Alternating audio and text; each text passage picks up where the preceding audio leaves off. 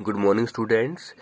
This is history for class 7, and this is chapter 2, New Kings and Kingdoms, and this is going to be our last class on this chapter. The administration of the empire. चोलों के साम्राज्य का जो प्रशासन था वो कैसा था, वो किस तरह का था, वो हम आज की क्लास में जानेंगे. How was the administration organised. चोलों का प्रशासन कैसे संगठित था. Settlements of peasants known as Ur became prosperous with the spread of irrigation agriculture. Groups of such villages formed larger units called Nadu. The village council and the Nadu performed several administrative functions including dispensing justice and collecting taxes. जो किसानों की बस्तियां थी उनको उर का नाम दिया गया. वो समृद्ध लोग थे क्योंकि खेती के लिए सिंचाई के साधनों की व्यवस्था थी. इसके अलावा जो संपन्न गांवों के समूह थे उनको नाडू का नाम दिया गया. और जो गांव की जो काउंसिल थी, जो विलेज काउंसिल थी, और जो संपन्न गांव के समूह थे जिन्हें नाडू कहा गया, वो गांव का प्रशासन संभालते थे, न्याय करते थे और कर भी इकट्ठा करते थे. Rich peasants of the Vellala caste exercised considerable control over the affairs of the Nadu under the supervision of the central Chola government. The Chola kings gave some rich landowners titles like Muvanendabalan, Ariyar, etc. as markers of respect and entrusted them with important offices of the state at the center.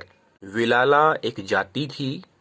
विलाला जाति के जो धनी किसान थे वो नाडू के जो प्रशासनिक कार्य थे नाडू में, नाडू अर्थात धनी गांवों का समूह, उसका वो देख रेख करते थे.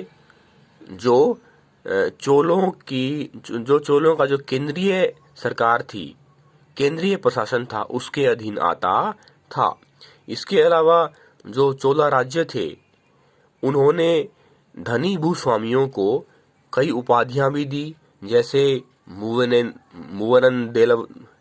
मुवेन देवलन अर्थात वो किसान जो 3 राजाओं की सेवा करता है, और एरियार चीफ यानी जो आदर का प्रतीक है और जो भरोसे का प्रतीक है. We have seen that Brahmins often received land grants or Brahmadeya. As a result of large number of Brahman settlements emerged in the Kaveri Valley and in other parts of South India. आपको बताया जा चुका है कि ब्राह्मणों को राजाओं के द्वारा लैंड ग्रांट दिए जाते थे और ब्राह्मण बदले में राजाओं को स्वीकृति प्रदान करते थे. इस तरह से हम देखते हैं कि जो ब्राह्मण थे वो कावेरी घाटी के आसपास सेटल होना उन्होंने शुरू कर दिया था. और जो लैंड ग्रांट ब्राह्मणों को दी जाती थी उसको ब्राह्मण दया कहा जाता था. Each brahmadeya was looked after by an assembly or sabha of prominent Brahmin land holders.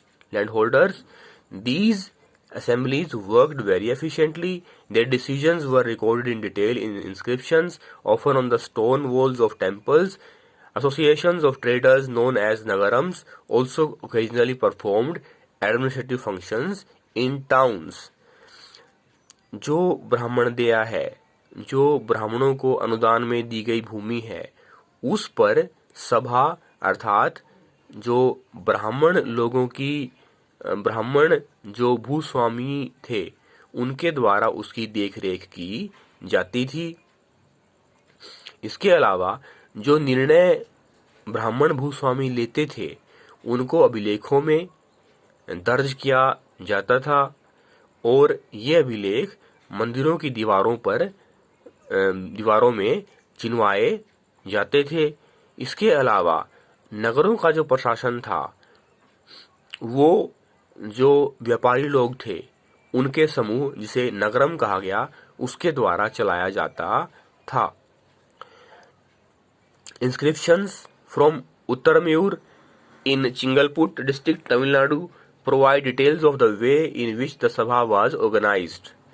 किस तरह से जो सभा है उसका संगठन किया गया था, इसकी जानकारी हमें उन अभिलेखों से मिलती है जो तमिलनाडु में मिले। तमिलनाडु में एक जगह है उत्तर मेरियूर जो चिंगलपेट में है, उससे मिले।